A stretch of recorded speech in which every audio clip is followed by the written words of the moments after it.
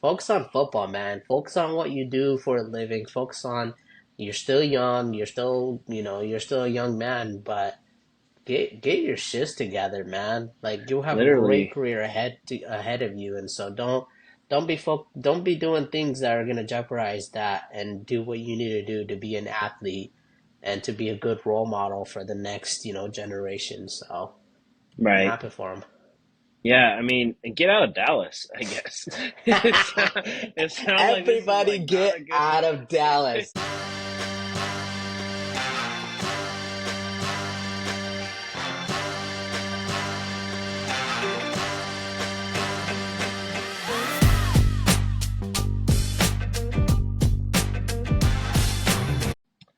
Hello and welcome back to another episode of your favorite Couch Potatoes. I am your host, Kyle, joined just today by Feist, unfortunately. No, I'm just kidding. But Big Country, Wesley's a little under the weather today, so we'll just be holding it down for you guys. But yeah, Feist, how you doing today? It's been a long break. Haven't seen you Yeah, guys in a minute. it's been a while. It's been a busy week for all of us, and so I moved down to St. George for a little bit, and you've kind of been busy with a bunch of graduations and family stuff. So it feels good to be back talking about sports and sitting on our couch. So Right? We're in our element. yeah, couldn't be more Definitely. happier. Yep, right in Um, the happy place. and hopefully Wesley starts Big Country West can start keep feeling better. Never, you know me, when I get suck, when I get sick, IVs, man, IVs. So Yep. hopefully he starts feeling better. If anybody, viewers, if you know me, when I get sick, I get sick. Yep. So, but let's go ahead and start. Let's just go ahead and get into it. Our first news comes by Rishard, Rashid, Rashid, Rashad, Rashid. Rashid. Just kidding. By Rashid Rice. That his charges from the photographer from Dallas nightclub has been dropped. We've kind Oh, of talked about yeah. the things that he's been going through. First, it was the car accident, and he was dealing with all that and complying, and um, then that kind of resolved, and then this happened, and we were like, "What are you doing?" I remember Right. you exactly word for word said, "What are you doing?" So this is good to know that another thing's been resolved, regardless of how it was handled, whether it was paid off or whatnot. Or it wasn't anything true. But like, how do you feel about it? What's on your mind? Because you were kind of like really like, what are you doing, man? Like, you're an athlete. You've already got this thing going on. Why are you getting into more trouble? How do you feel about this? Yeah, I think it's definitely great news for him. I mean, like we were talking about, like I was hoping, like trying to give him benefit of doubts in some scenarios, but then the photographer thing happens. But yeah, the charges are dropped, which is good for him. Maybe he just, like you said, had to pay a bunch of money. I didn't hear anything like that. I just heard that the charges were dropped, but Yeah. hopefully, like maybe it was a big sum of money, and he like felt the pain and just is gonna be able to finally move on from it because he's a talent, man. And like I talked about, I swear on every podcast we talked about him, like he was a dog for my fantasy team and really kept me in it because I had him in all three of my leagues and stuff. And so I Right. just hate to see that talent, get wasted. But yeah, good for him as long as he doesn't just kind of continue to do some of this stuff. Well, the next news that you're gonna hear is or he something happened with Vice on Twitter. They went Uh at huh. it, and now I'm pressing charges, and so he has to pay me $24 million or something. But I mean, Oh, okay. I'm all for it. No, but seriously though, you are right on that. Like, for him to get out of these situations where it just seems like bad things just keep happening to him, um, and almost like he's kind of causing it himself. Like, you would hate that talent to be wasted because he had a great season last year. You can only imagine what he's going to be able to do this year, and so I'm just glad I'm on the same page. I'm glad that this was resolved. Regardless, I didn't see any money. I always just think when somebody's suing, they're always suing for money. Um, Yeah. and they want some hush hush money. And so if he ended up doing that, good for him. Get rid of this.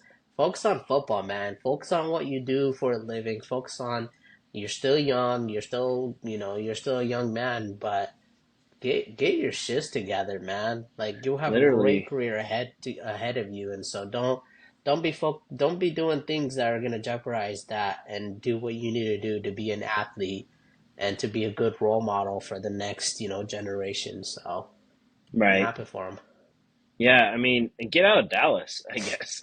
It sounds like this is Everybody like not get a good out move. of Dallas. That's just a no promised land. Well, I don't know. Like, I mean, I feel like you're close enough to whatever, the NFL offseason OTAs and stuff like that.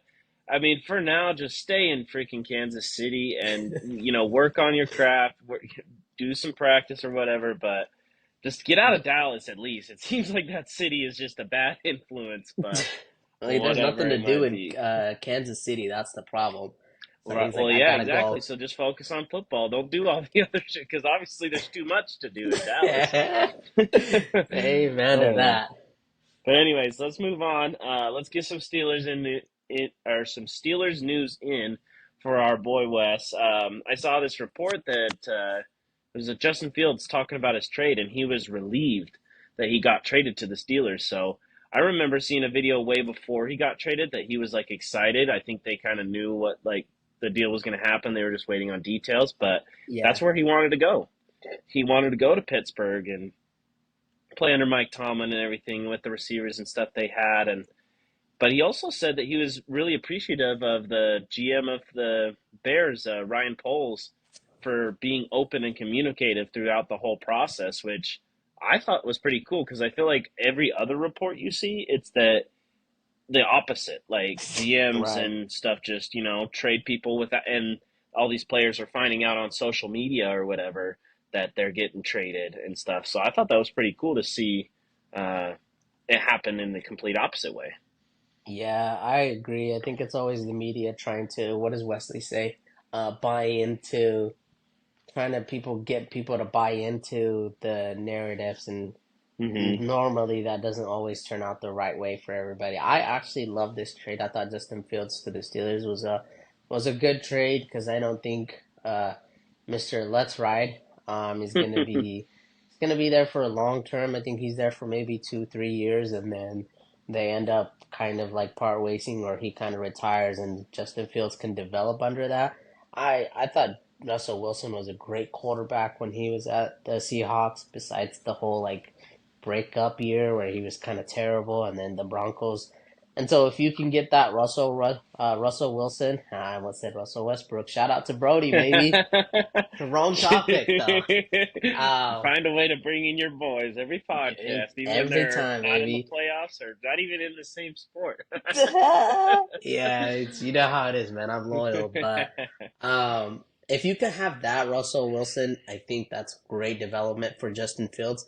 And then shout out to him being honest about it and saying, "Hey, I'm appreciative of what you did. You listened to where I wanted to go because we're in this era of like players just demanding things. Oh, I'm gonna Hmm. sit out if I don't get this trade, or Yeah. I'm gonna either you give me this big contract, or I'm not gonna show up to OTs, or we're just in this era where players have so much control and so much that they're asking from these GMs and these teams, that it's cool to see him say thank you and to keep that human connection part alive still, so it's not just all business.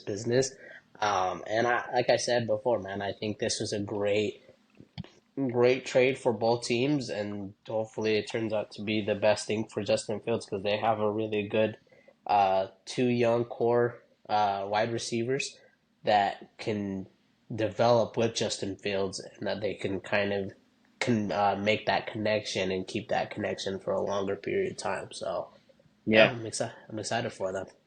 definitely. And I know Wesley is too. He was a big fan of the Justin Fields trade. I mean, getting him for a sixth rounder, that's nothing. And you're Yep. even being, I think, a lot more, uh, I guess, you're giving Russell Westbrook a lot more credit than a lot of people are. Like you said, 2 3 years. And I feel like a lot of people are thinking it may be 8 to 10 games before Justin Fields gets in there. But I would think like the best case scenario for the Steelers is that obviously that wouldn't happen because that means that things aren't going good. Yeah, But I think that Russell Wilson will be um, able to you know keep the job the whole season, and I think he's going to do a lot better than he did in Denver. I mean, for yep, one, I know that Denver wanted him and obviously traded the bank for him, but what you saw from Pittsburgh is that they still wanted him, and after he looked like shit in Denver, garbage. and then what Yeah, that says to me is that he's going to be like they believe in him at least a little bit, but they have obviously probably the best backup in the league. for I sure. don't know. I can't think too much. Well, Drake May, obviously, but Ah, hopefully he's a backup. you mean But Trey no. Lance, baby? Yeah, but I love it too, and I love that both the player, like you said, the players. It's been all me lately, and but at the same time, then you see these like GMs, head coaches that are so business like Sean Payton with Russell Wilson was Yep, like they tried to coerce him into giving up money, like millions of dollars, and that's because of an bullshit. So injury. Yeah, yeah, yeah, for yeah, sure, so I like that this situation was just kind of better for all parties, and hopefully it that kind of that like sets a tone for things moving forward. Why don't we just be open and honest about for sure. what you want, what I want, and you can just kind of move from there. You know what I And mean? Russell Wilson has 2 years left on his contract, right? His current contract, I think or is it one year and a? At least from Denver, and I think that, but I might be There's a wrong, team option. but I think that he signed his own deal with Pittsburgh that was like basically a veteran minimum. Okay, Um, and it was a 1 year, I think, but I could be wrong on that. Too bad Wesley's not here because I'm sure he would know for sure, the for Steelers sure. details, but might be that. But Hmm.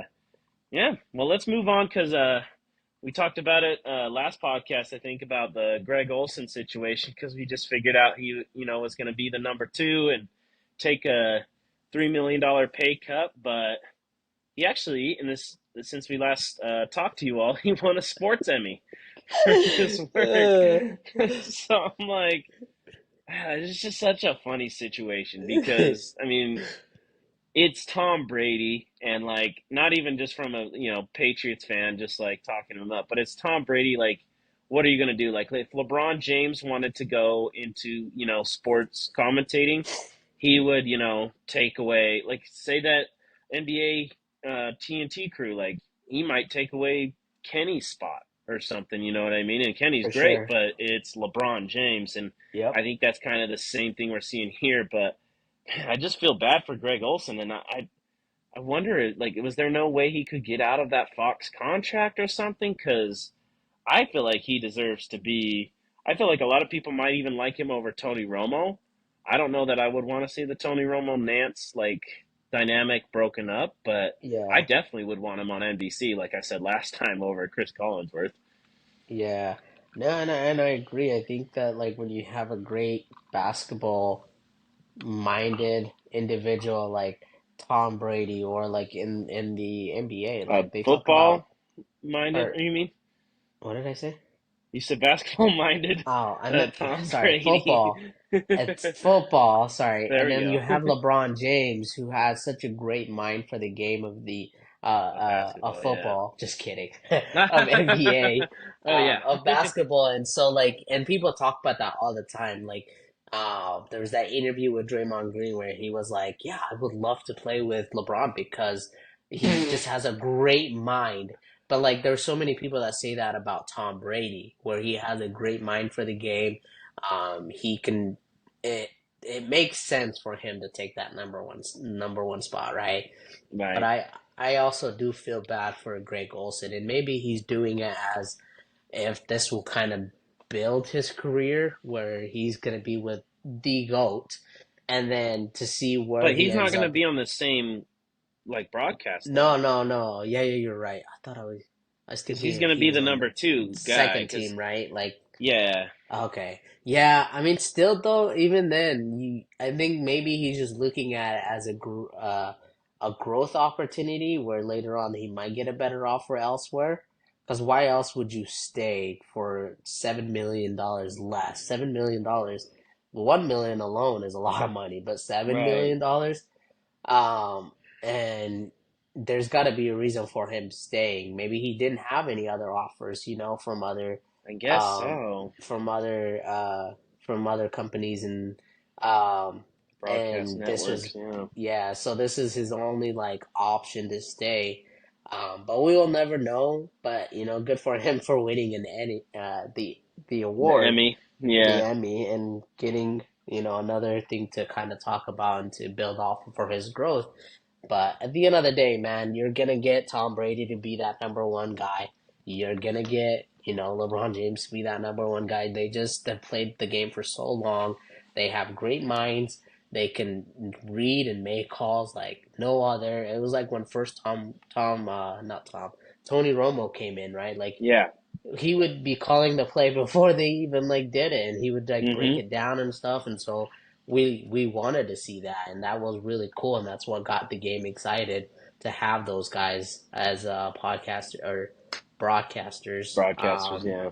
And so I think this is just going to be another thing of why Fox did that. So I feel bad, but I think it was the right move, and hopefully, he'll end up either getting other offers somewhere else, or he just kind of stays with it and you know continues on his journey to become the number one guy again. But Right. Maybe it was just like uh,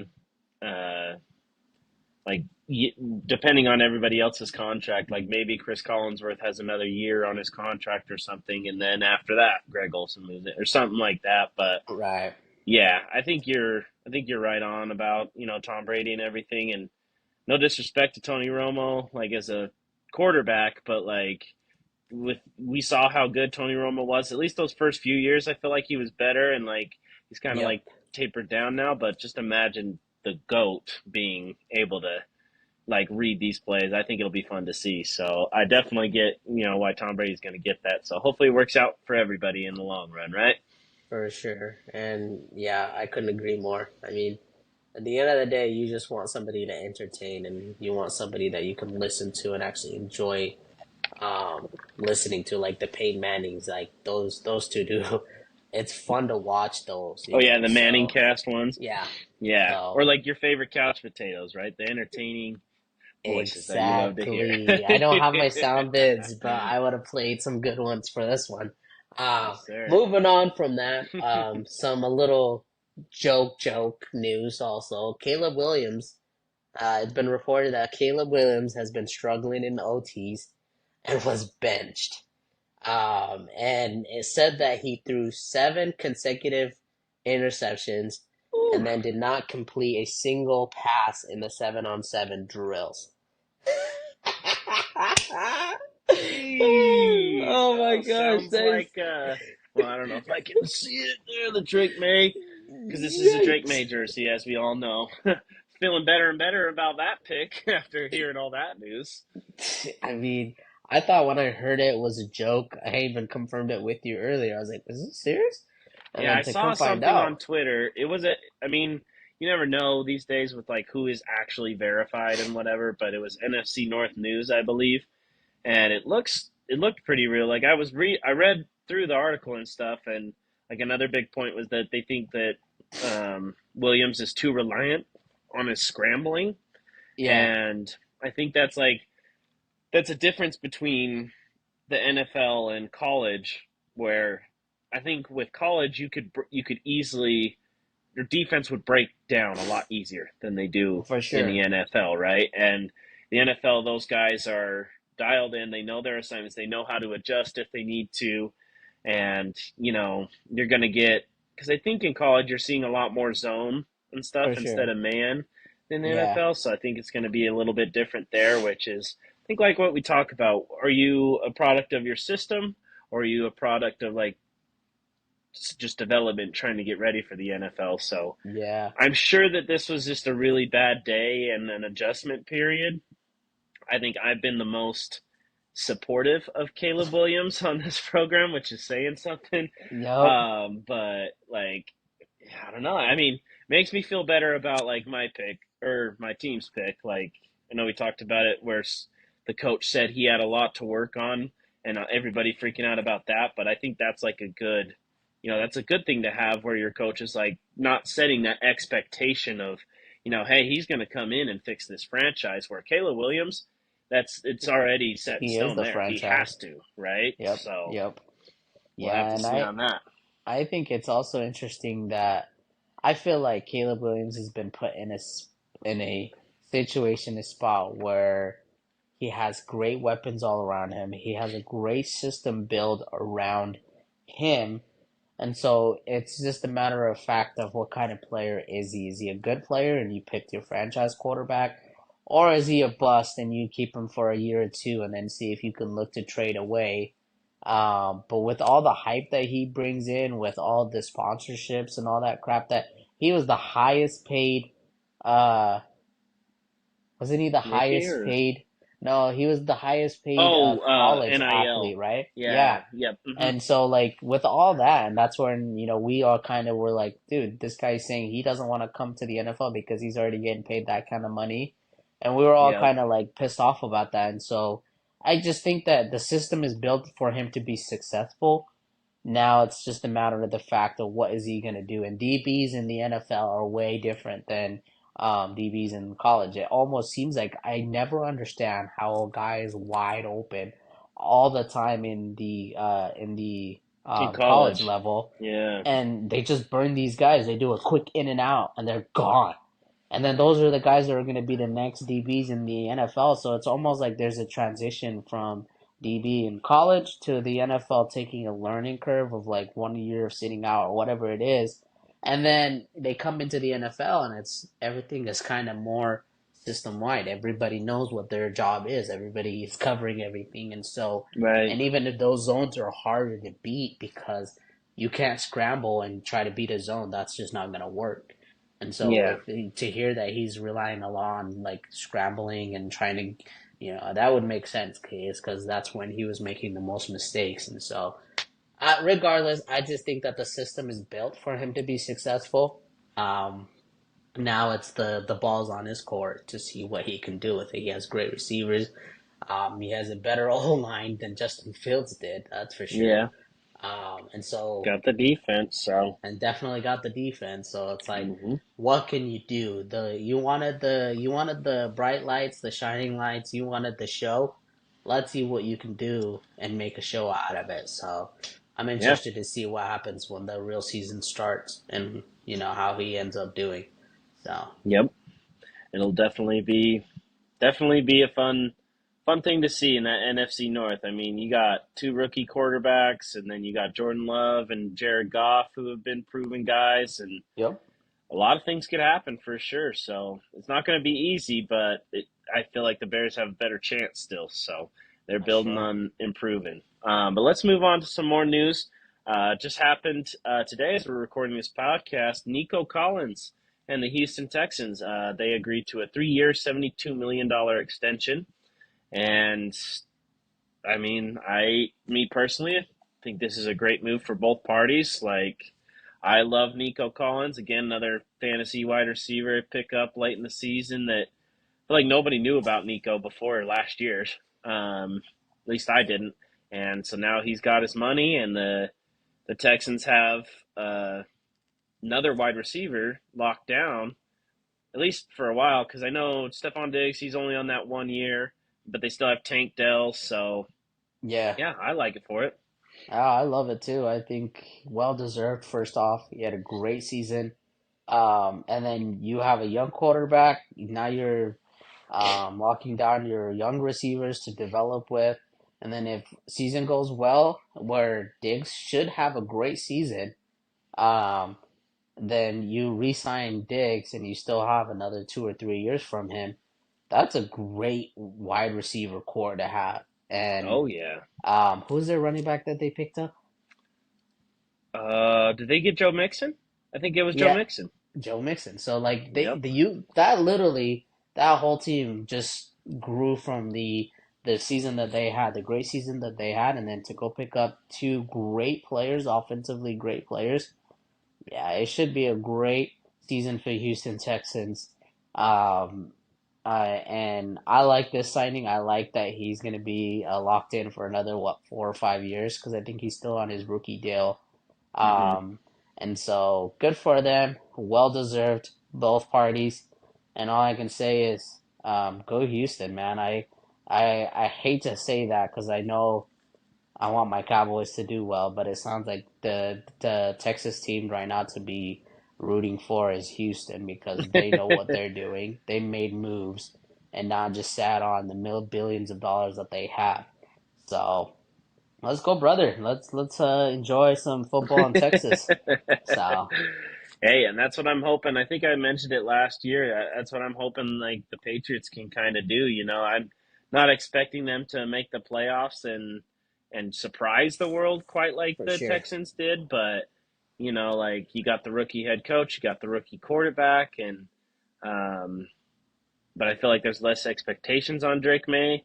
So, but hopefully they can kind of figure out that just kind of that similar path to where they can start to set up their team for success in the future and use the cap space they have and the draft picks and everything, just kind of like the Texans have. I'd love to see it. So, yeah, good on for them, sure. like you said. Let's go, brother. Yeah, let's go, brother. Let's go sketch. And then moving on, I might need help with this name. You know, English not very good, but Texans defensive end, For the Saints. or sorry, Texas. I'm still on Texas, dude. You're still For on the the Texas. Saints, Saints defensive end. How do you say it? I think it Tanho, was Tano Passanio. Tano Inyo. Passanio. Okay, he tore his Achilles in the off-season training. This was just kind of Jeez. a news for our buddy Hunter. I know he doesn't want to hear it, but um, he it looks like he's not gonna be ready at the beginning of the season, but he should still be able to play in the regular season, and then also if they make anything towards the playoffs. Cause I'm just Unfortunately, I have kidding. Derek Carr, so Yeah, probably not. But I knew it. I was just poking you that sent button. me. I mean, you just threw that up real easy for me, so I had I was I was pressing the hot button for you, bud. to. And but no, it's kind of sad. You start to get a lot of these news and that you don't want to hear where players are getting hurt in the off-season trainings. So hopefully this isn't something that kind of holds him back and where he can't play for the whole season. And then let's hope that we don't hear this from anybody else. I hate to see players have to miss the whole season because of a injury. Like we've had instances where they've gotten injured doing trainings outside of teamwork, whether it's like individual work, and Yeah, then they end up missing the whole season. I think we had an instance happen like a year or two ago. I forgot who it was, but like where they were doing private workouts and then they ended up getting injured and were out for the whole season. So all I can say is, speed recovery for them, and then let's hope that we don't have to hear this from, any other team. I too don't many know. more. Yep. Yep, I'd have So, to agree with you there. Injuries are never fun. Never fun to see, even when it's against your rivals. It's yeah. it's always a hard thing to see. Yep. Yeah, so hopefully that ends up being a the last of those kind of injuries. At least injuries where you have to be sidelined for long periods of time like these guys have to. But also talking about other offseason stuff, Bengals head coach Zach Taylor on Tuesday said that he's not worried. So today he said that he's not worried about T. Higgins and Jamar Chase not being at OTs. Um, I am. OTAs. Yeah, OTAs. I am. Yeah, I mean, at least for T. Hig, I don't understand because we talked about last time, I think, in a couple of these podcasts where it's like, oh, T. Higgins is gonna play on the franchise tag. Nope, he is demanding a trade. Nope, and it's like gone back and forth. Jamar Chase, probably not. I think that they're still gonna be able to get a deal with him done. But T. Higgins, yeah, unless he's just saying he's not worried because he's going to be traded anyways. That's my take on it. What do you Oh. kind of think? Yeah, I mean, I would. So I think everybody. So here's the thing that I've heard, that everybody's waiting to see the kind of contract Justin Jefferson signs. Mm-hmm. That's going to be based off of what the new wide receiver value Market. is going to be and market. And so, like, I know CD Lamb was waiting for. He wasn't worried, and he's not really showing up to OTs either. But he's not worried about it until Justin Jefferson. They want to see what numbers he get. But Um, why would you want to do that? Because I feel like you're just gonna have to reset the way that the NFL's worked is that you just have to like reset the market every every time. time. Yep. So like I would rather get my deal done first. So Right. if I'm the Bengals, I'd rather pay Jamar Chase now. I think that the Bengals are going to be in a tough spot because you're going to have to pay, obviously, or no, they already paid Joe Burrow, right? Yeah, They did. so they paid Yeah, I Joe think Burrow. they So gave the him next five the years. next thing is Jamar Chase, Right. right? So you lock down the quarterback, and then I think that the Vikings are in the best case scenario there because they have the rookie quarterback. Yep. So and like the Cowboys. So is CD still on his rookie deal? Yeah. So Is he the he's same due. draft cast as Jamar Chase and Jamar Chase. Jefferson, or Yeah. was he before? I think he was the same. I think Was he he was the on the same? same one. Yeah. Okay. But yeah, I But mean, you got Dak, who's obviously in his own contract situation. So like, wait. What is Dak doing? Oh man, that guy. you'd rather pay CD Lamb, I think, is what you're kind of telling me there with those laughs. Rather pay CD Lamb than Dak Prescott. Oh, any day of the week, dude. CD Lamb was actually doing something for the Cowboys, uh versus Dak, who Dak. can't even get us past the first round of anything. So, I mean, I agree. I think I'm on the same I'm on the same level as you, where I'm like, just pay the guy now so you don't have to reset that market, because then that means you have to pay more money. So you pay them now, so then everybody else can use you as the market value. Yeah, Then you right. don't have to pay more. And so like I said, I think everybody's looking for uh the big, like, who's gonna be getting Wide the big receiver. money, and then Yeah, and yeah, it's and gonna get then use reset that. because Justin Jefferson. I think Justin Jefferson is the best of those three, like that we're talking about. But if you're the Bengals, and like I know Jamar Chase is in the scenario where you can be like, hey, I think I'm better than Justin Jefferson, and that's not like a outlandish thing to say, Right, and you can get more money, and but because the thing is, if the Bengals don't pay him, you lose out on Jamar Chase. Like you're not just going to get Justin Jefferson type, wide receivers any day of the week. So you got to pay for him. And so yeah, like you right. said, just get him in now, right? Get Yeah, him in now. yeah, Pay him now. and, and the thing too, like I was just looking up some stuff, but Jamar Chase was drafted in the 2021 draft class, and then CD Lamb was the 2020. So you were right on that. Oh, he was Um, 1 year before. But is yeah. he still on So his rookie? Did you see that? Or no, I didn't look up on that, but I think he still is on his rookie, because I don't okay, remember him signing anything, and they were trying to get a big deal for him uh last year. It just didn't. Dak kind of was materialize. like the big thing on Jerry it. And Jones so still fucking everything up. he's still trying to figure out where he should spend his billions of dollars. What a freaking moron. Not on his players Um, though. no, not on his players. Not even a single offseason move except re-sign some old guys. But like, yeah, I mean, it's what are you gonna do about it? Like, everybody wants Justin Jefferson to end up getting the big bucks and then end up matching that or get a better deal. But we're in this era, like you said, where every player wants to be either the highest paid or right up there with the highest paid player. So it's Right. like it almost, no matter what position it is, everybody just wants to get paid. Everybody wants to get their bag and make sure they just secure their bag. And then, or where we have all these young wide receivers that are killing it, and their quarterbacks are still young, you definitely want to secure those guys for the next 4 or 5 years while they still can produce. And it's going to be a game of who can get paid more and how much is that person valued every time. Because Justin Yep. Jefferson, Jamar Chase, CD Lamb, who else? There's a few others. Nico Collins just got his, so Right. it's definitely going to be a competition of who's going to get what more and more. And I hope that he's not. I hope that Zach Taylor, the Bengals head coach, he's saying he's not worried. Hopefully, there is nothing to worry about because the T Higgins has been an issue the whole entire time. Where we're like, is he gonna play? Oh no, he wants to Right? get traded. For the They're Bengals, not yeah. trading him. Yep. So, but anyways, moving on from that, let's hope that whole gets kind of figured out. Hopefully, the Bengals aren't worried about it, and that we're just worried for them. There's another big news that came out today about former Jaguar kicker, Brandon McManus.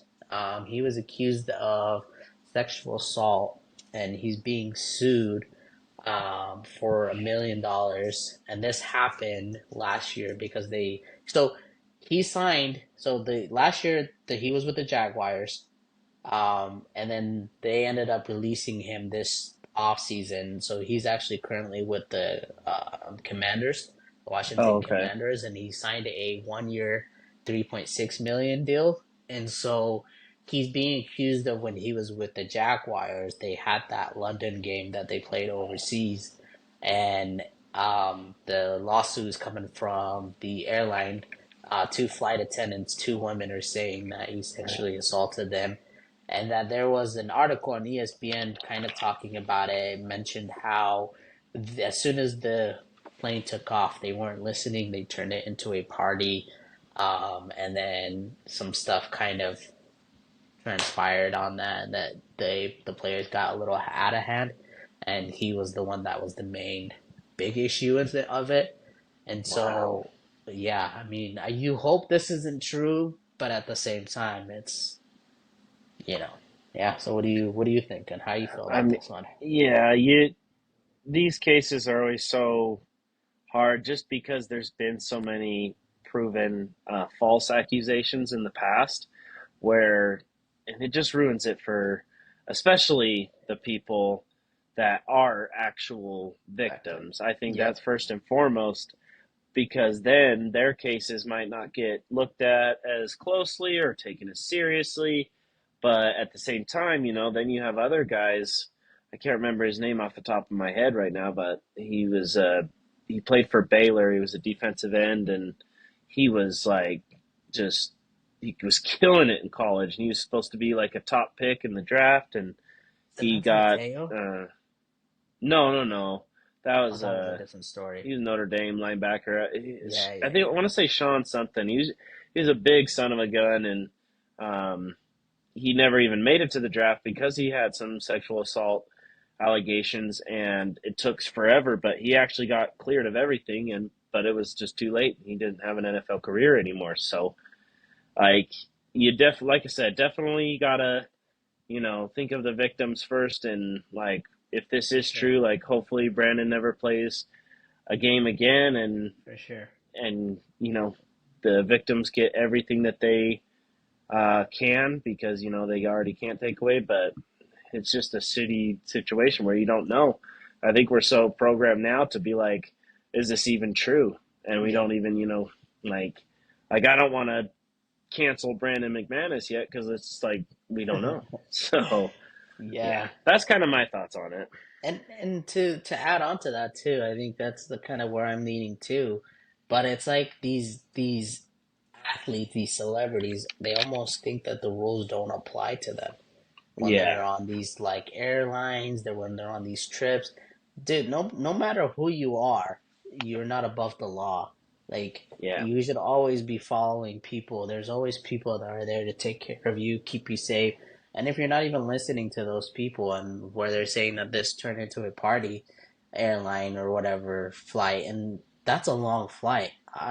Took I just came back from overseas. That was like a right. 14-hour flight, and 10-hour flight. And so it's like those flights, they're not fun.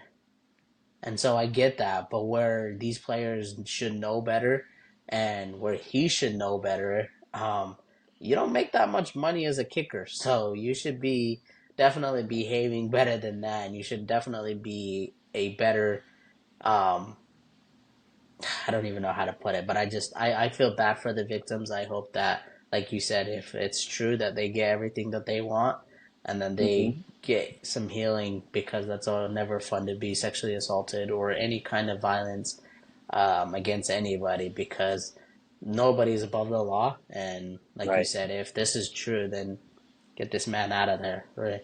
And so there's no jokes on this one. I am, no, no sidebar jokes for me because I take this kind of accusations very serious. Where I feel for the victim, and I hope that Yeah.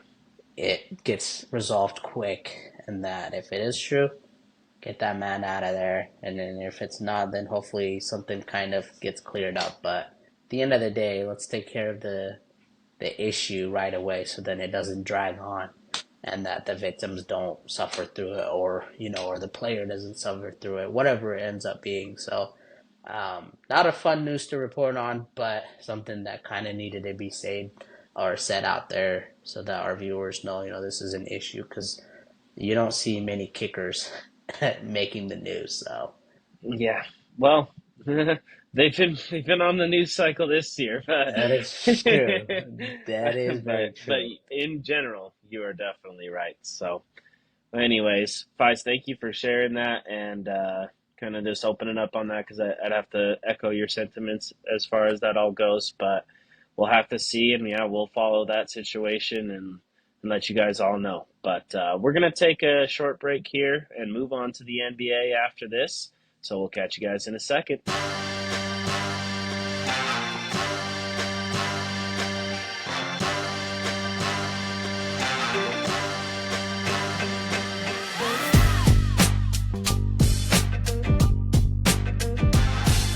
And welcome back to your favorite couch potatoes. Let's move on to some NBA news. But before we do, we have this special guest joining us for the second time, Sean. Hello, I'm There he is. so glad to be back. What's up, guys?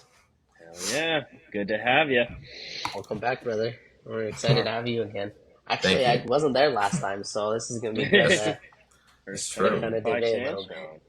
Sean. To kick off with the NBA news, we just heard that JB Bickerstaff, the head coach of the Cleveland Cavaliers, which has been there for like the last 5 years, was fired.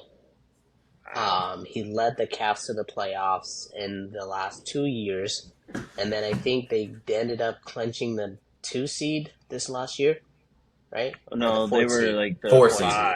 five or four. Yeah, four. Yeah, I think they were fourth seed. So, I mean, what's going on over there? I mean, he seems like a legit coach, or is he not?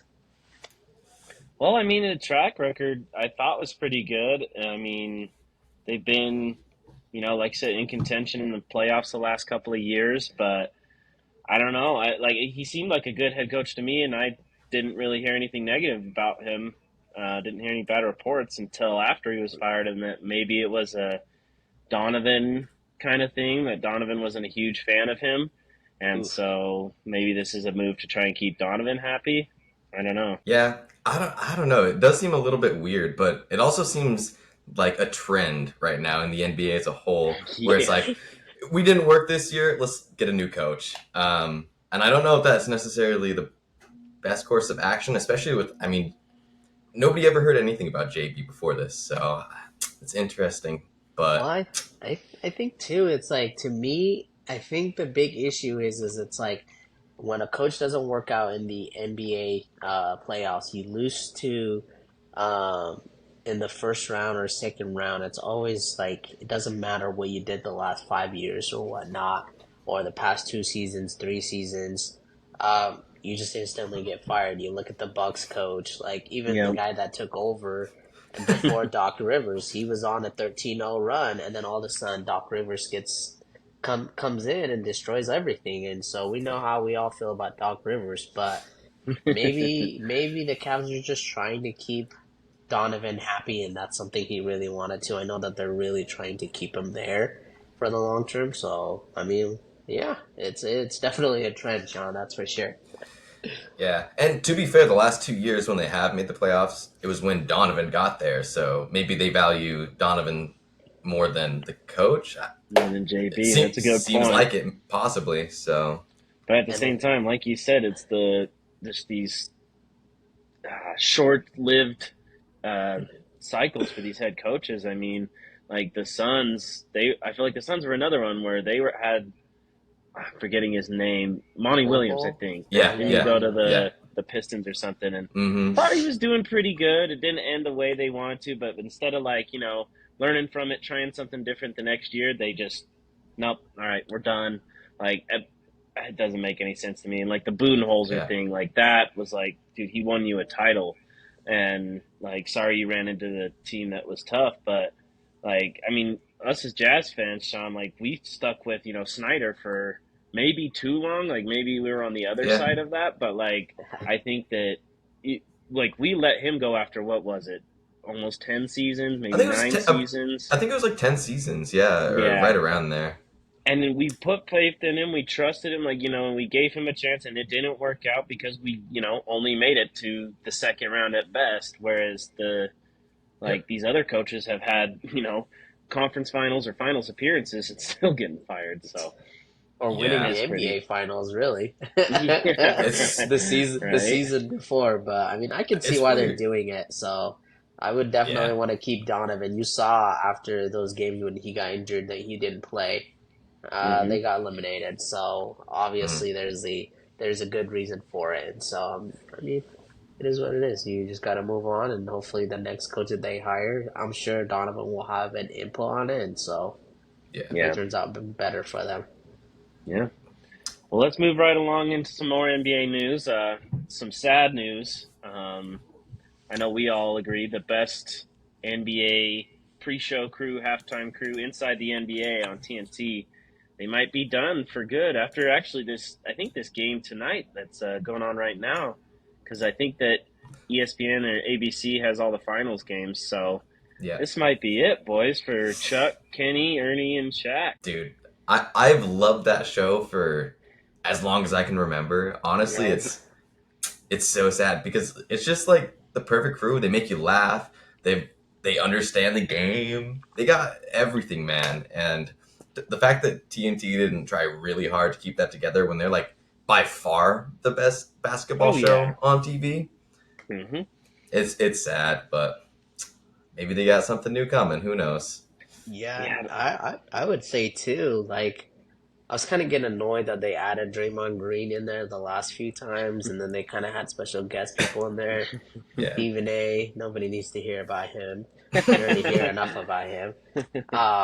But that group just works so well. I remember when we would make fun of Kenny, I would do the Kenny walk or Kenny run Oh to yeah, the the run to the street. board. Yeah, and like that's the memories you have with those guys, and you also have Shaq and Charles always going at it. Like, you're not gonna have that. So how do you not fight for Forwards. that? TNT is basketball. Like, how are Right. you gonna just give that up and not fight for those guys? But Well, and they bought college football rights instead. So, like, I think it was NBC that got Random.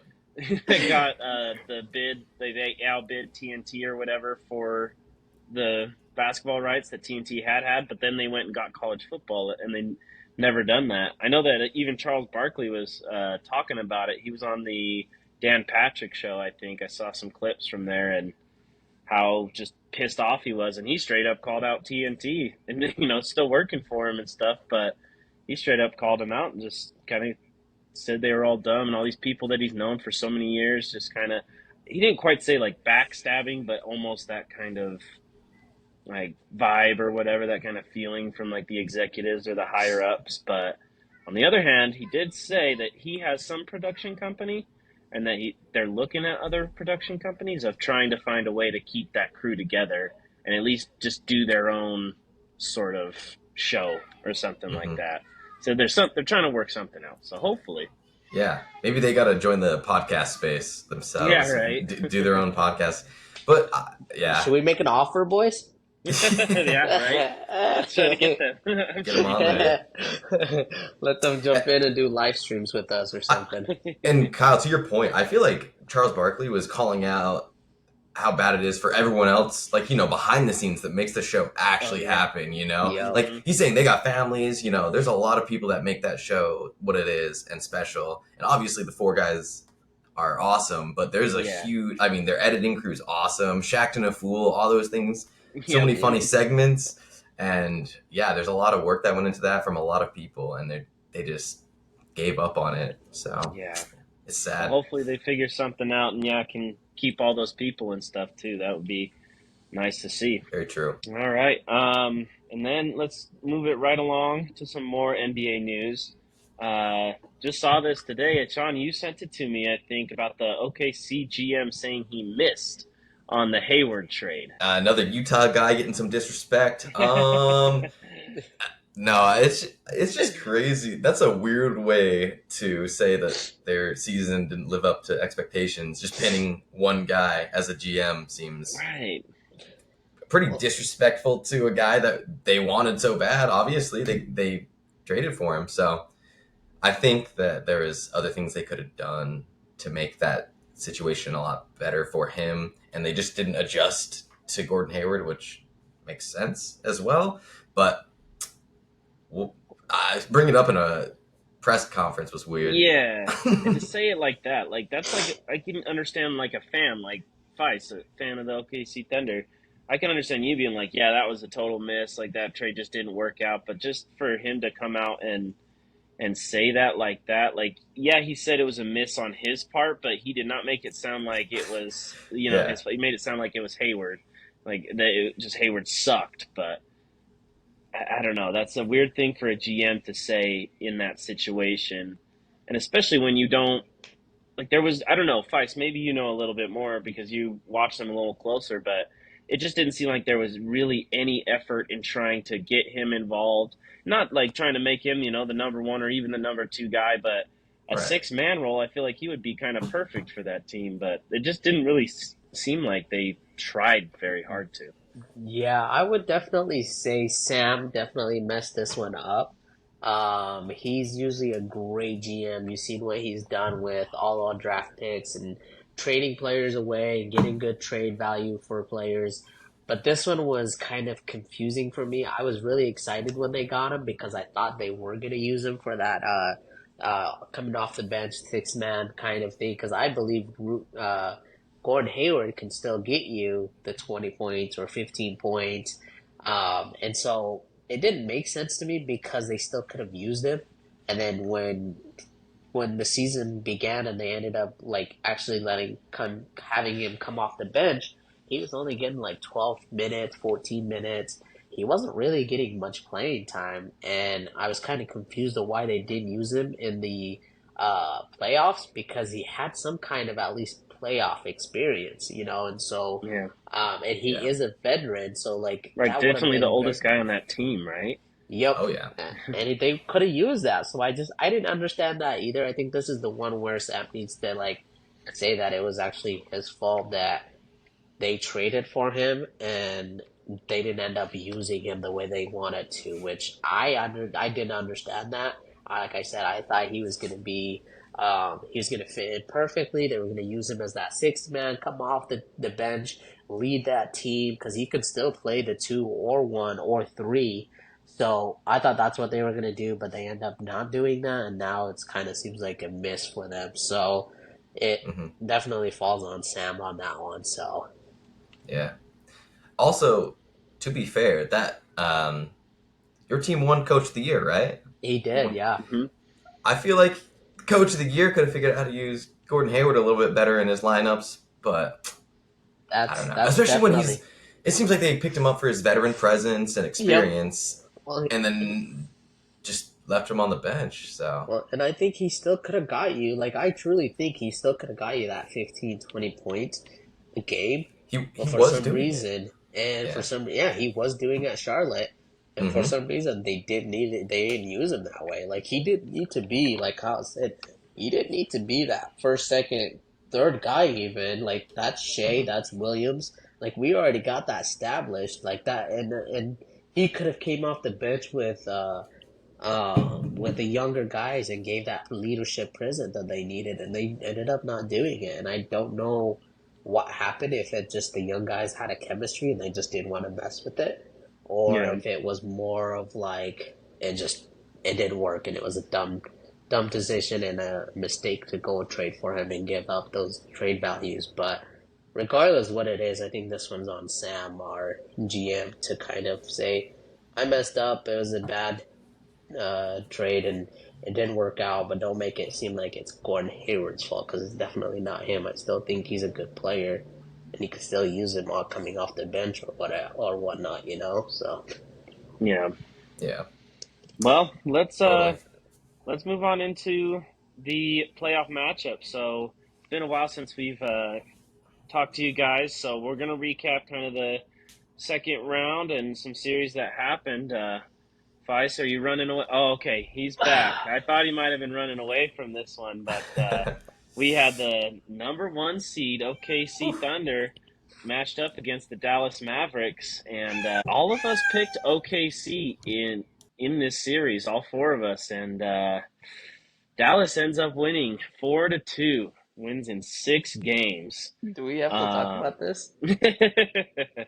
well, I think we're gonna have to bring up the part that was almost the most heartbreaking, which was that crazy fourth quarter that they had in Game 6, where the Thunder were leading almost the entire time and by a big margin. But Mavericks start to make a comeback in that fourth, and it ends up being like a last second, very tight knit game. And I'm sure you guys have seen this. There was that foul that the Thunder challenged at the end of the game, which ended up costing them big time. One, because I think it was clear that SGA fouled him anyways, like from just the live reaction, but they end up challenging it. It's unsuccessful. And so then they lose their timeout and they have no more. And then they end up, like PJ Washington, he was the one at the line and he makes the first two to give them the lead and then intentionally misses the third so that the Thunder can't set up a play or anything. They have to put up like a three-quarter court, half He, court shot. yeah, no, it definitely. I when I was watching this game, I was kind of pissed off because as a fan, you're like, that's not a foul. That's not a foul. You know, like Hmm. Hmm. you want that call to go the other way. And I was one of the ones that's like, challenge it, challenge it. It doesn't. But then when you look at it in slow motion, he did get ball, but then he also got his arm. So, Yep. and that's what they're gonna call you. Still, like contact is contact. You know, just because you get the ball and then you don't get contact doesn't mean it's not a foul. And so I was pissed off about it, and I hate to see it end that way. But I'm also, like I said it in the episode before, I'm more proud than actually sad about how the playoffs ended because nobody believed in this OKC team. Nobody thought they were going to be the number one seed. Nobody thought that they were even going to do anything this year. I thought they were going to be rebuilding for another year or two. And so just to get to where we are in the second round and lose to a great team that has great young players that can be dominating for the next couple of years, I'm not mad about it. And at the end of the day, man, they should be proud of what they were able to do because yeah, Dallas is just another that combo is just a killer combo. So Yeah. Well, I think OKC. I mean, obviously they've got like the most draft picks in the NBA still, so they're in a yeah, great spot.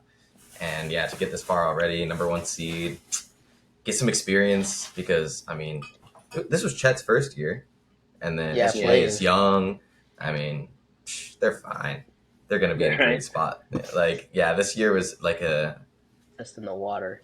yeah, definitely, and like probably overachieving for the most part. So, Oh, hey, Yeah. you can't complain. Cannot Which is complain. so funny because I swear on like Twitter, Instagram stuff, I just kept seeing these like memes and posts just about OKC being the worst one seed ever or something. And I What? was like, one, why? Like, yet I feel like, you know, we have, I mean, you can make that same argument about the Jazz, a few years ago, right? When we were the one seed, lost to the Clippers or something in the second round. But Yeah, the Jazz were more established, had like multiple all stars and veteran players and stuff. And yeah, the Thunder are so young. So, and two, like they were, you know, like if they lose one more game in regular season, then they would have been like the 3rd seed or something Yep. like that. Like, it was so tight. So it's not like they were Yeah. the clear 1 seed and just fumbled this season. I never kind of understood that narrative, but Yeah. yeah. And to add on to that too, I saw a thing actually. It said where it was just on Instagram. It's one of those like fan pages, I'm sure. But it said where LeBron James and Kevin Durant should finish their careers. So there was like a picture of showing LeBron at Cleveland to finish out his career with the young guys he has, and then they also showed KD at going back to OKC to finish it.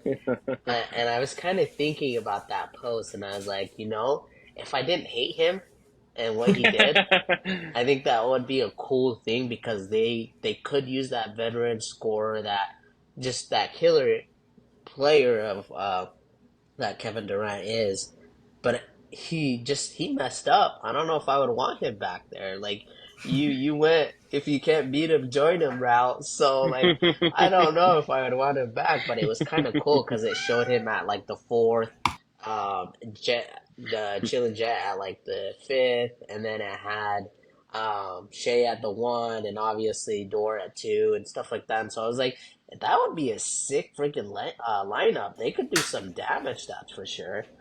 But Yeah, you got the hey, picks that you could trade for him. Yeah. you burned that bridge a long time ago, my guy. I don't know if I'd want that back, but if it did happen, I'd probably get his jersey, burn it, and say, okay, take us to the finals.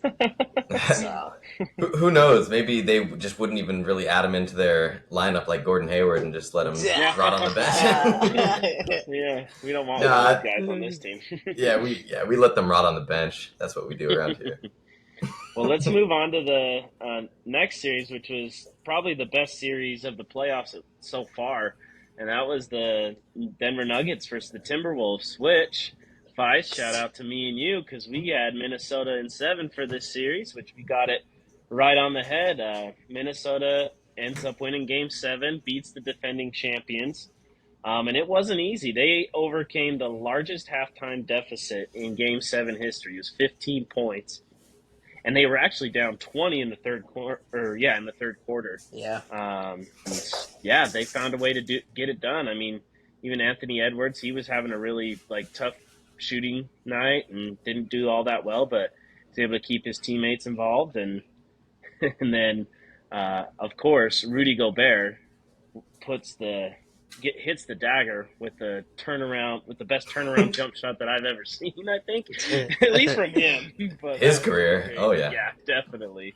Yeah, I mean, what do you guys think about that? You pretty proud of Minnesota for pulling that off, or I don't know, that was pretty crazy.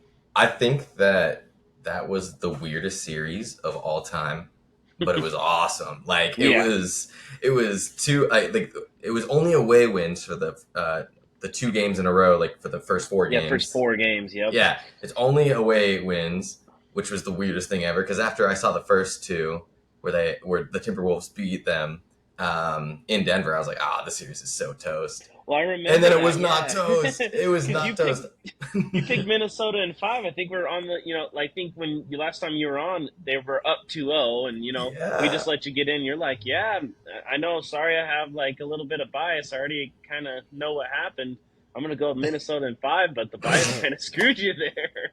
Yeah, well, basically, they sucked. So I don't know, man. I'm kidding. No, yeah, that was so unpredictable, and every single game was random blowout or random comeback, or it was just you had to be on the edge of your seat the entire series, which is exactly what everyone would have thought going into it, but it was just in the weirdest way possible. Not the way it did, yeah. Yeah, right. It wasn't a bunch of close games. It almost reminded me of the Warriors and Cavaliers playoff series when the Cavs came back from 3-1. It was there wasn't really a good game until Game 7. Every single game was a blowout, but it was still intense. Yep. That's what the NBA playoffs can do. Well, get this though. So Denver loses to Minnesota. Minnesota lost to the Lakers. So in general, LeBron was on the Lakers team. So the Lakers and LeBron are better than No, just kidding. I'm trying to put LeBron in this. I'm just kidding. Oh, you had to They do did. it. Had to Oh do wait, it. they still lost to Denver. Dang it! I can't connect Yep. this one, boys. No, I'm actually really Got happy swept that by Denver. Denver, I Hey, think. we don't need to get personal. We don't need to hurt Sick. feelings, okay? We're all professionals here. No, no, but I'm actually happy Denver lost. I think Denver was kind Yeah, of. all Lakers fans are. Oh no, I'm not a Lakers fan. I'm a LeBron fan. There's a difference. He's the LeBron rider. Come on, there's a difference. Yeah. There's Come a on. difference. I am big time. Oh. Um, Tell us but I mean, it more. was a good. It was definitely a good series. Like this is the kind of series that you want, like where it was a back and forth kind of after that first two games. It was kind of like you didn't know who was gonna win the series. It almost felt like Denver was running away with it, and then Ant Man would be like, "No, dude, I'm taking over," and do his thing. And like you said, he did struggle on that game seven, but I'm all for the Denver losing. I don't like Denver in general. It's not because they beat LeBron or anything, but I think that they're in our conference and everything, and so like I genuinely think that they're overrated anyway. So, just kidding. But Jokic is a freaking beast, and then Jamal Murray is a beast, and so I'm definitely glad that it ended up happening the way it did. And glad to see Minnesota move on because that young crew just still has, not young crew, but that crew has so much to prove and so much to do. So, Yeah. yeah. Yeah. And I know, Sean, me and you we've kind of been riding Minnesota this whole playoffs. I mean, it feels like they're part Utah Jazz, so it's easy to root Yeah. for them. And then I know we both like Anthony Edwards and stuff. Mm-hmm. And of course, Nas Reed. I've been talking about Hey, Nas Reed and six man of the joining the year. tattoo gang Mm-hmm. they did. Like some Minnesota tattoo artist did $20 Nas Reed tattoos or something. And after watching him play, I'm just like, shit, I'll do it. But yeah, it honestly was a really fun series. So we'll have to get into how Minnesota's been doing since then. But all right, and then moving on to that Knicks and Pacers series. Please don't stop believing in your favorite couch potatoes because we all picked the Knicks for this series, but the Pacers end up winning game 6 and 7 to finish out the series. And the last time we recorded, it was like in the middle of game 6 where the Yep. Pacers ended up beating the Knicks 116-103 to force that game 7. And just one thing to note about that game was they had a record-setting performance where they shot 76.3% from the field in the first half. That's hot. Yeah, I would say so. I would say so. That's how they've been. I mean, that's not as great as they've been, but they've been a great offensive team. So they were just Yeah. dialed in, I guess. Yeah, that's. I don't think you ever hear a number like that. That's crazy. 76.3. But I mean, all season they have been like the most explosive offense, right? Like, Mhm. oof. Yep. High powered 3-point shooting team. Like, it literally, it would make sense for them to have such a high percent. Especially where it was because it was win or go home, right? Kind of game. Because they were down Yeah, they were 3. down Yeah. 3-2. Yep. Yeah, so I mean that just put a little more pressure on them, and they're like, "Hey, let's f around and let's just shoot 76.3%." In a playoff game, no big That's In one a deal. way to do playoff it. game in the first half, no big deal. No big deal. But yeah, moving on to game 7. This was finally a good, at least the best health game for the Knicks. They got OG Anunoby back finally, who had started out the series really well for them, and then Josh Hart gets back in the lineup, but then Jalen Brunson breaks his hand in I think it was the first or maybe the second quarter of Yep. game 7. So unfortunately, after that happened, Knicks just really didn't have anything left for him, and Pacers end up killing him to win Game 7 and move on to the Eastern Conference Finals. Well, Jalen Bronson was a big part of their offense. So to lose that guy dropping like 30, 40. I think one game he had like 50 or maybe it was 40 points. So like 40 I think, something, I think. yeah, hmm I'm like, so when you lose your star player like that, your guy that kind of produces half of your points, kind of sucks, and you're not going to be able to compete. I'd rather have Jalen Bronson healthy than those other two that came back, you know. So Yeah.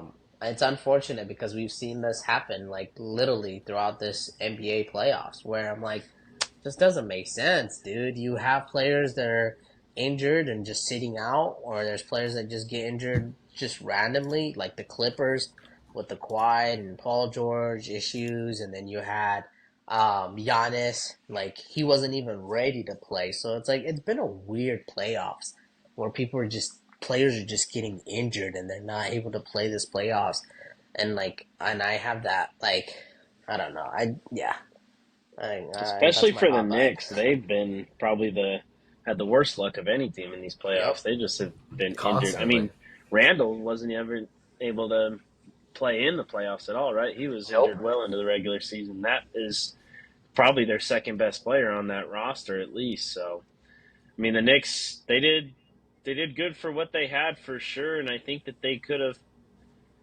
done something against the Celtics, but we'll just Yeah. have to.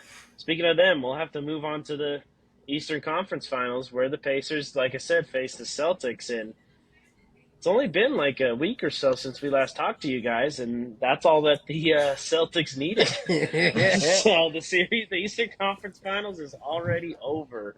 Wrapped up. Boston Wow. gets the clean sweep of the Indiana Pacers. And before we get into the series itself, your favorite couch potatoes, we all picked the Celtics. Me and Wes picked the Celtics in 5, and then Sean and Fies picked the Celtics in 6. I honestly would have picked the Celtics in 4.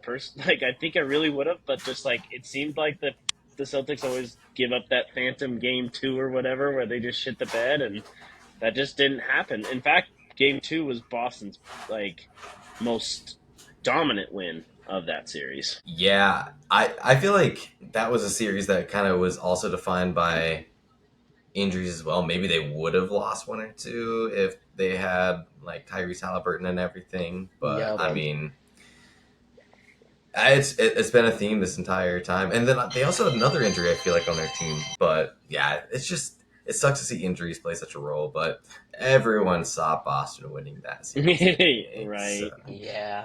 Even the guy that likes to go for the underdogs. No, Still and went for Celtics. I feel really bad for the Pacers just because not having Tyler Halliburton, Tyrese. Tyrese Halliburton. Dude, I can't say names. Halliburton. I freaking just can't, man. I'm like Justin Herbert. There you go. Always figure out a way to get my guys in there. But it sucks because not having him there kind of played a huge role of them kind of like not that maybe he would have made it as a I don't know if it would have made a big difference because the Celtics just found it's a true. way to freaking just dominate all of a sudden now, and so but it would have gave him especially where those games were so close, like that third game and fourth game. It was like the Pacers were winning and ahead, and then the Boston Celtics would come back, or vice versa. Hmm. While Boston was winning, and the Pacers would make a comeback run, and they'd barely win. And so I feel for them just because I know that's a young crew that like was led by Tyrese Halliburton, and that they wanted to get further Halliburton. into Tyrese Halliburton. Tyrese Halliburton. Yay, there we go. Sorry, But Vice, I'm your sound effects guy since that you makes don't have sense. it this week. I don't have it. Dang it. But anyway, just like to just kind of put it back into a loop, like it sucked to see another key player out for a team that needed their key player. Yep. And Yeah. what can you do about it? Injuries are injuries. You just kind of roll with it, and hopefully you. I was hoping Boston, even though I picked them, I was hoping that they would choke, and that we would have underdogs in the NBA Finals. But I think hey, everyone wants to see the Celtics lose right now. I think it's like a theme. Hey, not me, not me, not me. as a Patriots fan, I have been I've kind of uh like to see Boston teams succeed. So I've kind of always been a fan of the Celtics, as far obviously a Jazz fan through and through. But I've always liked to see the Jazz, or sorry, the Celtics succeed. But they often, like you said, Feist, they end up choking all the time and Oh not yeah. meeting expectations. And then this year, of any years, this is the year they can't choke, and they're not doing it yet. So. But And before we get and too far, I did want to talk about game one because this could have changed the series possibly, like you're talking about, Feist, with games 3 and 4 being so close as they were. Game one, like you said, the Pacers. Well, in this one, the Pacers weren't doing very well, but then they come back from a double-digit lead, and yep. it looked like they have it in the bag. I know I talked to you guys about this personally, but so you got the ball, you're up three, and all you got to do is basically get the ball inbounded. You get your foul call, and you make a free throw too. All you got to do is make one of those free throws. It's a 2 possession game. But they don't get the ball inbounded. In fact, it goes right off Siakam's hands and out of bounds, which sets up for the Celtics shot. Is that a coaching error? Because I'll ask you guys this: Rick Carlisle, he could have called a timeout and advanced the ball into the front court, which makes it a much easier, inbounding situation. So is that on Rick Carlisle, or is that on the players, or what do you guys think? It's mostly on Carlisle. That was totally avoidable, I feel like.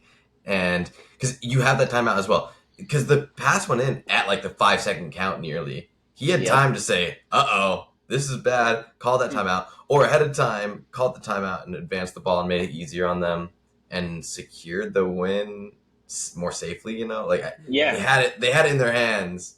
And then, yeah, I feel like that's got to be on the coach first and foremost. And I think in the post game, he actually kind of took it too. yeah, he So was very I think the whole series he was taking it hey, this is on me, which I like to see. But good coach, right, yeah. Yeah, what do you think, I like. Faiz? Yeah, I mean, I think that it is also on the coach because you could have made it easy for your players. I know that he probably was thinking if we bring it down, waste a little bit more time, kind of pass it around, and then they end up fouling somebody. You could still take some time off the clock, just in case they can inbound it in and shoot a three right away. But I mean, I think what frustrated me more is what happened after that. What happened? What when Oh, and yeah, I know what you're talking about. You're talking about the shot that the Celtics end up getting off. Now, in real time, I thought that Siakam made the right decision because he was trying to run up and not foul the guy out, not foul Jaylen Brown, but Jaylen Brown hits it's Dagger. still a highly contested dagger dagger? three to tie it up. But there is some pretty damning evidence on the pictures and the slow mos of Siakam just putting his hands right up his ass, pretty much, The man had an and itch. not putting the hands. The man had an itch, okay? Because he went from like this to like it just doesn't make sense to me. I All you know, gotta Feist, do you was were, this. yeah. All you gotta do is this, my guy. That's literally you're so lengthy. That's all you had to do. But he went, I got something going on.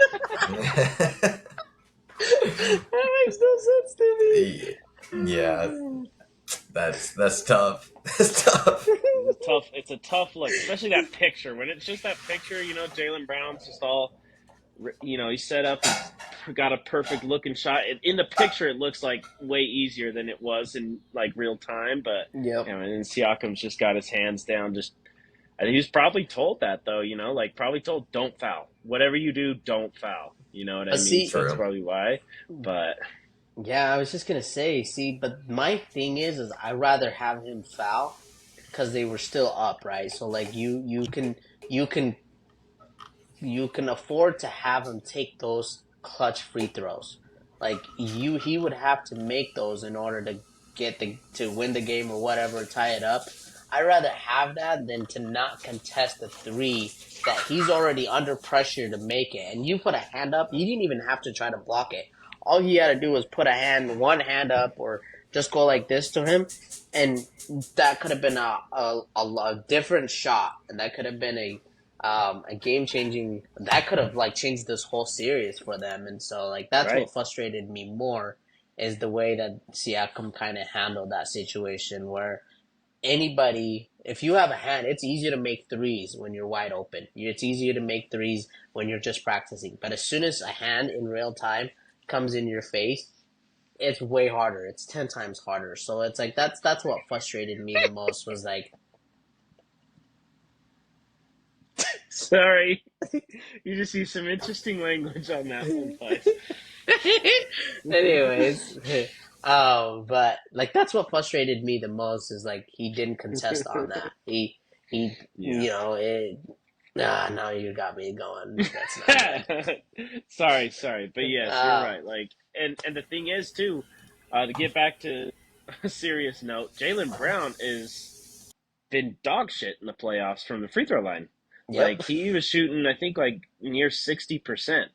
And so that's a good guy to, foul and make him Can earn it afford. at the free throw line, Yep. right? You got to make him do it 3 times. So, That's and what like you said, frustrated that me could have more. switched the series. If they win game one and, Who Boston knows still after wins game that? two, but yeah, and you see how games 3 and 4 work out. Because those 2 games, like you said, Feist, were really close and kind of could have gone the Pacers' way, almost should have gone the Pacers' way. Right. Because wasn't the game 3 was when Drew Holiday had that Still, basically game sealing steal, right? I thought it was game 4. Well, I thought game 4 was the Derek White corner 3, Oh, then game 3 was the steal. and then game 4 Yeah, is yeah, when that's Derek, right. Yeah. and they Which end that up, was a yeah. great play by him too, dude. I Drew, forgot who man. said Oof. somebody said that he was the hardest defender to go against in the playoffs. I forgot who it was, but somebody made a comment about that, which is so true, dude. That dude's talent, defensively, you may not see him be the guy to like put up points every night, like 15, 20 points, but he'll get you the defensive stop that you needed from him, and so. That was freaking clutch as heck from him and that kind of also comes down to a coaching because I think they had a timeout and they could have ran a play again, but he didn't even call a timeout. So like they were trying to rush the ball, and this guy just gets stripped and just falls down, and then they don't have anybody else back. So it was just kind of a moment for like the coaching to like, what are you doing, man? Like, do you not want to win these Second games? Like, time yeah. not taking a timeout. Not again. Is he fired No. next? Like gives me like Quinn Snyder like flashbacks, you know what I mean? Like just, Ow. oh my goodness, dude. Yeah. Like you could just call that timeout or make just try some different strategy once in a Yeah. while might be nice. I feel like Drew Holiday is that like ultimate two-way guard though. He's Oh yeah. he's that guy. He's nice. I watched that's his for sure. post game interview after they won the Eastern Conference Finals, and I think he talked about if you need me to be a scorer, I'll be a scorer. If you need me to be a rebounder, I'll be a rebounder. Yeah. And like I'm almost always going to show up on defense or something like that, and that's the perfect guy to have on your team. And the Celtics, they've been going through all kinds of guards. I saw some post and just saw how much that team has kind of changed and stayed the same, but like they had Kemba Walker not too long Yeah. ago, and I remember thinking about that like being a big move. And Marcus Smart obviously was a big guy for them, but Drew Holiday I think is the best of that bunch and is the Well, I best mean, for the Celtics and Oh just yeah. what he can do. because the last one I thought was really good was when they Isaiah Thomas, and they messed with him. So, or Oh, are you saying fuck Kyrie like the rest of the Celtics True, man. Kyrie. amen, bro. Look at what he's doing on Amen. Dallas this season. Dude, that's a. I don't Yeah. want to talk about them. Well, we have to because that's the Western Conference Finals. Like we talked about earlier, is going to get into Minnesota versus Dallas, and I know we're all very heavily invested. The game's actually going on right now, so we'll just let you know as we speak. 83-83 with 8 minutes left in the fourth quarter, and right Who could have now expected that? Dallas is up 3-0 on the Oh, Minnesota man. Timberwolves. So Dallas wins this. Both teams get a long break, and we won't have any NBA to talk about for another week. So, but maybe Minnesota pulls out some miracle and some victory because, and I know we all hope so, because again, the Couch Potatoes go a unanimous decision, and everybody picks Minnesota. Kyle, Wesley, and Sean had Minnesota in 6, and then Feist, you're the only one with a chance left. Minnesota in 7 if they win 4 Yeah. straight games. But the thing about this series, though, is it has not been Dallas has not dominated this series in any Yep. means. They've actually, their total margin of victory is 13 points across these 3 games. Wow. It just hasn't gone Minnesota's way at all. And 9 of those were game 3, I'm pretty sure. I think it was like only up 4 points in the first 2 games, which is nothing. That's like crazy. Yeah, because game 1 was 108-105. And that was a crazy game in itself because Minnesota, or maybe this is game 2 that I'm thinking of, but Game 2 was the one where Luka hit the 3 on your favorite. On Rudy? No, that was game 3. No, I thought that was Wasn't game it? 2. Game 3 was the Kyrie. Game 3 wasn't close. You're right. I'm thinking of game 2. Okay. You're right. I was definitely Typical Rudy Gobert fan would want to forget that. It's okay. I'll remind you.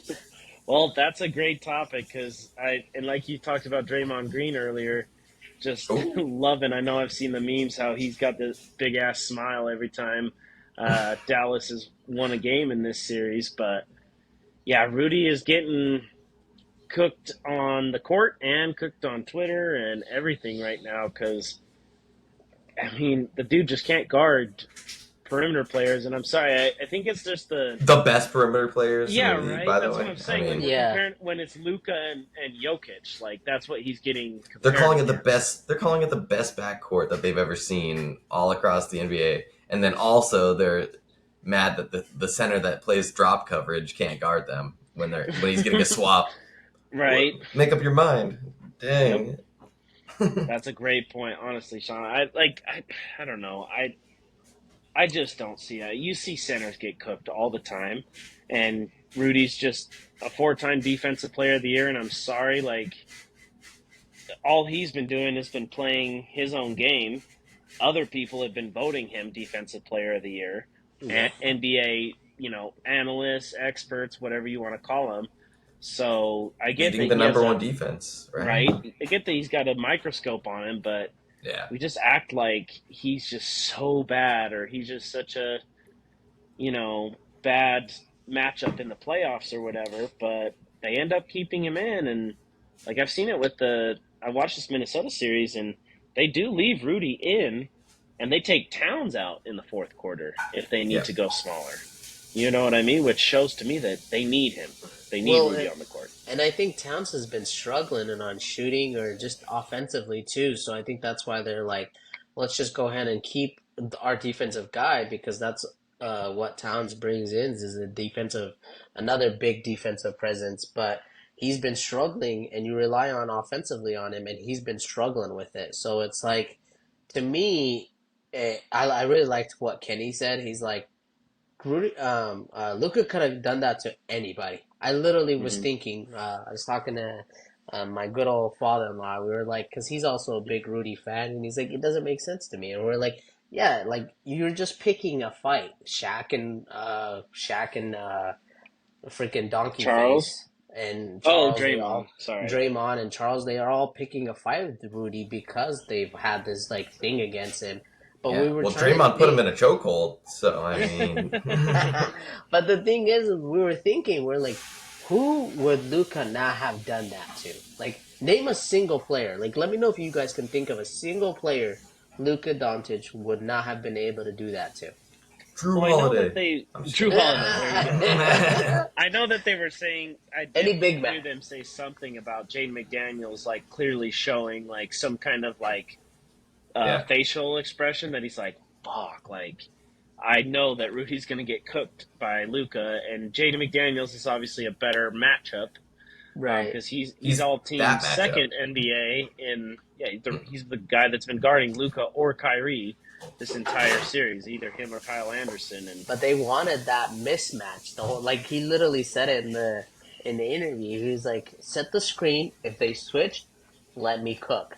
If yep. like that was the whole point. That's what they wanted. He knew that And he that's been wanted the that matchup. NBA for so long. Like I Amen. remember throwing back to the Cavs and Warriors series. Yep. Remember when Kyrie hit that shot, the game-winning shot? It's because he had Curry on him. They had to Mismatch. switch to where they wanted Klay Thompson off of Yeah. Kyrie because Klay Thompson's a better defender, Mhm. and Kyrie ends up hitting the shot on Curry, and it was almost the same thing where like Rudy was there, so was Steph, but when you were able to just make those little bit of that little move, that little crossover that where you can fight him into some hesitation, which is exactly what Luka did, then And he hits it. So it's like and I don't know, just the Rudy hate because he's the defensive player of the year. It's like I don't know.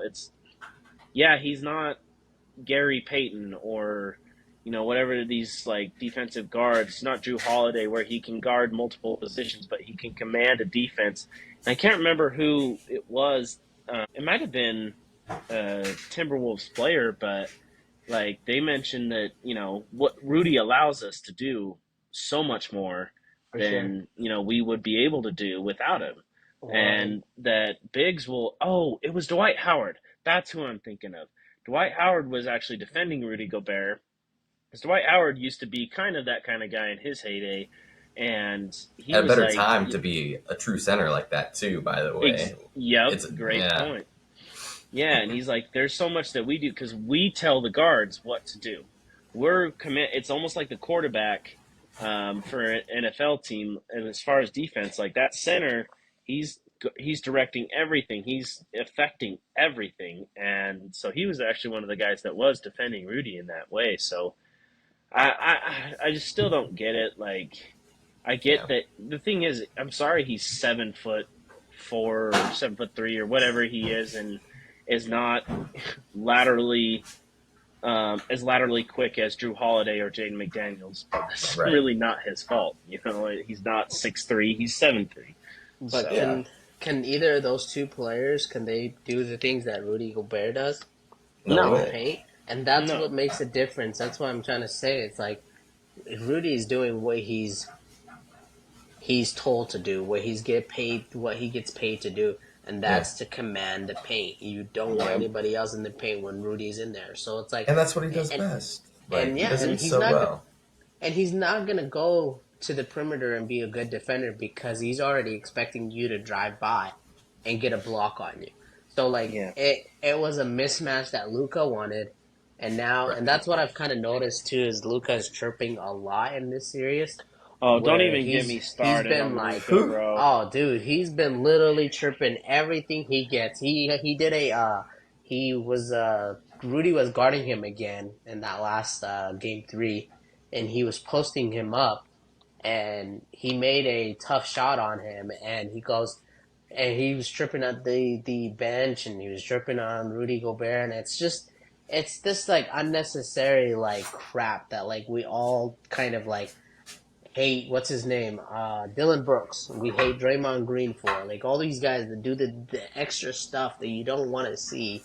And it's just And been sit kind there and of weird. complain all Mm-hmm. night. And Yep. it's just been kind of weird to see that from Luca because he's usually a very calm kind of guy, but all of a sudden this season, I get it. Him and Kyrie are working. They're cooking teams. Like I think the Well, last almost game in the they had. playoffs, right? Like I feel Yep. like Yeah. that hasn't been happening all season. Sean, I know you were like mentioning that to me the other day. Like this duo is just popping off at the right time. Yep. Oh, absolutely. And hey, man, it's working, and it comes from a place of like experience. I feel like Kyrie feels comfortable. It seems Yep. like, and Luca is. I mean, he's the scoring champ this year. They know how to Yep. score, man, and they're doing it at a high clip and at the right time. Like, it's been impressive to watch. I mean, we all picked Minnesota for a reason. We thought that they would slow him down. It's been anything but that. Not that's not Almost. happening for Yeah. Right. But sure. like you said, they've been there and they've been in contention. It's been it's been 3 very tight games. They just have happened to go Yeah. Dallas's way. But yeah, I was saying don't get me started, but I'm already started. I want to talk about Luca. Just you were talking about him, like complaining about, and I'm watching him bitch at something, probably the bench again on the game right now. But what I hate about Luca is, okay, he is a great player. Like he could be the face of the league. Like I know Touche. that a lot of people were saying that about Anthony Edwards, and then now Luka's up 3-0, so everybody's giving Anthony Edwards a hard time. But my problem with it is it almost feels like seriously every single time down the court, almost on offense or defense, he's whining for a foul call, he flops for a foul call, or he gets it, whatever it is, and it's every single time down the court, and I'm like, dude, you have so much talent. Like, you don't need all this shit, but you sit here and you continue to just, whine at the ref. Every time I'm watching him, like, I watched the game 2 and game 3 pretty close, and I'm like watching Luka, and every time he's in the ref's ear.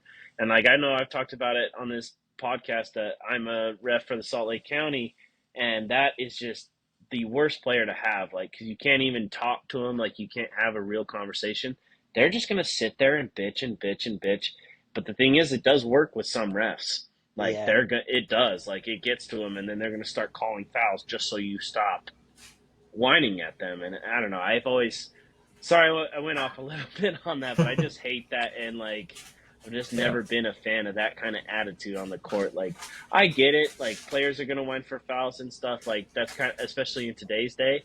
But Luka is just cream of the crop when it comes to that shit these days. Yeah, it's I'm just glad to either have this series come to an end, or to have. I would honestly like to see Minnesota win, just because I like Ant-Man a lot.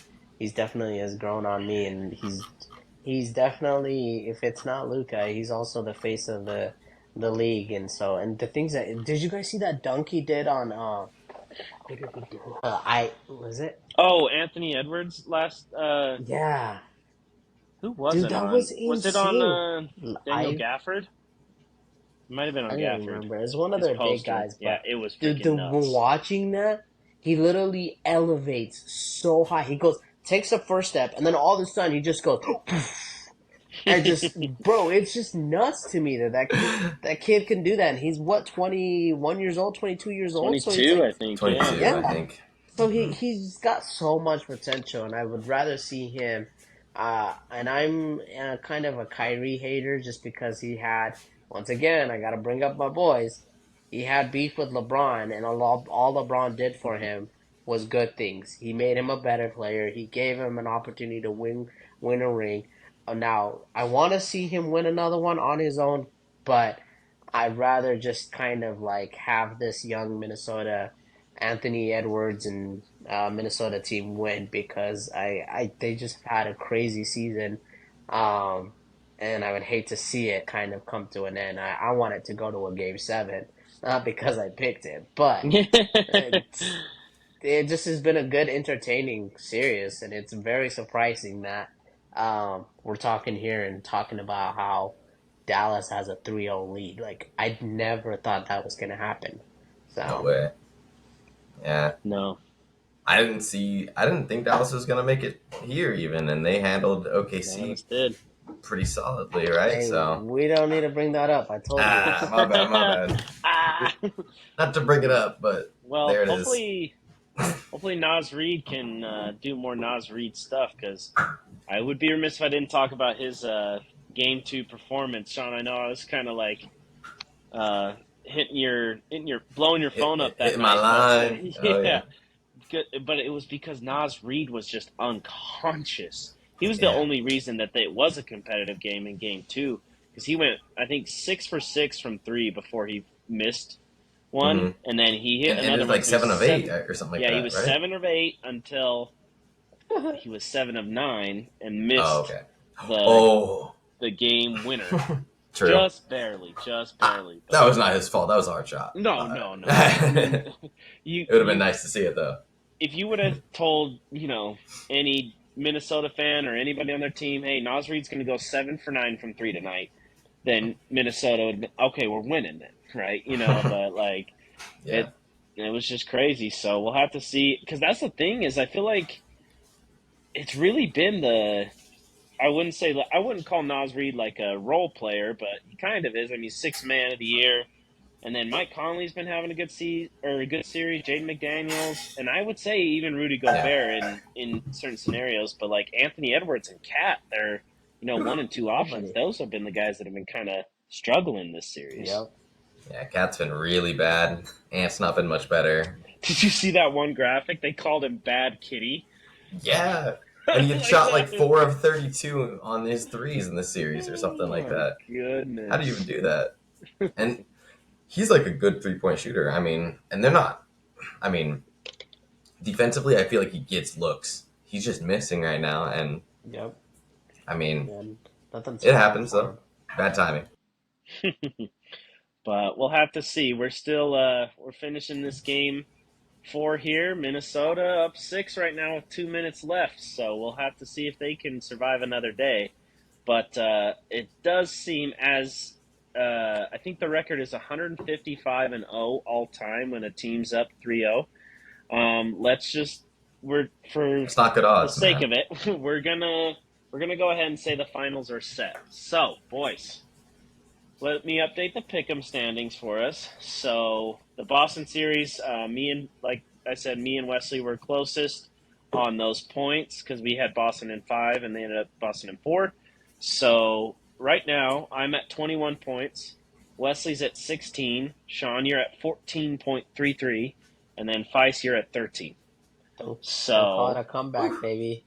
well, that's exactly, Feist, and that's why I'm going to let you make the first pick. So we're going to assume that Dallas and Boston, we know Boston's already in the finals, and we're going to assume Dallas gets there. Feist, who do you pick and in how many games? I'm gonna go with Dallas, Oh, Oh, and I'm gonna how many games? say I'm gonna say in 6. whoa, Whoa! Gosh, wow. this guy does not believe in the Celtics. I does Have you not. picked them yet? I know you No, picked them last series, but did you pick them in the first? You picked them in the first round, right? no, I picked against them every time. You picked the You're Heat you're and then aware of the Cavs. like the record this year, right? How it Yeah, was remember I went with the not even Cavs. close to Yeah, anyone but else in the the East. East suck. I mean, I don't know. It doesn't matter. I don't want to get into that, but yeah, let's go. I'm gonna keep with this duo that's killing it. And I'm gonna go with Dallas in 6, baby. Let's hope that it continues and they continue to dominate. All All right. right. Well, Sean, you're up next. I think that Boston has been very impressive. They haven't really been choking at all this year, which is impressive. I think they're going to win the series, but it's Ooh, going to be in 7 games. It's going to go all the okay. way. I think Ooh. Kyrie and Luca are going to give them hell, right? I mean, they've given everyone else, so I think that it's going to be a good series. So, There you go. but I think Boston I comes out. yeah. I think I agree with you, Sean. It's going to be a good series. It's going to be Boston's toughest test, obviously in the finals. But yeah, they've had I think what everybody expected, the easiest road to the finals in at least in a while. And but I still think that they're on it. And like I don't think we mentioned too much, but Kristaps Porzingis should be back for this final series, and they haven't had him since what the first round. I think like only a couple games in the first round, Yeah. I think that's what it something was, like yeah. that. Yeah. So I like that, and I'm gonna go with Boston in 6. Okay. Ooh. I'll 6 give Dallas games. 2 games, Okay. and then obviously we will get Wesley's pick. Now I don't know. I'm in the catbird seat because I have a 5 point lead. Unless Minnesota pulls something out, which I think I still picked Minnesota in 6, so I would still get a point. But I have 5 point lead on Wesley, so we'll have to see what Wesley ends up deciding to do. Um, we'll ask his picks and update you. And if Minnesota pulls up a miracle, we'll definitely update you guys as well. But yeah, I think that's it for today. So, boys, thank you for joining us, and let's have a great finals. Yes, sir. Heck yeah. Alrighty. We will catch you guys next time. As always, we're your favorite couch potatoes. So be sure to give us a review and comment and anything, and let us know how we're doing, and we will catch you guys next time.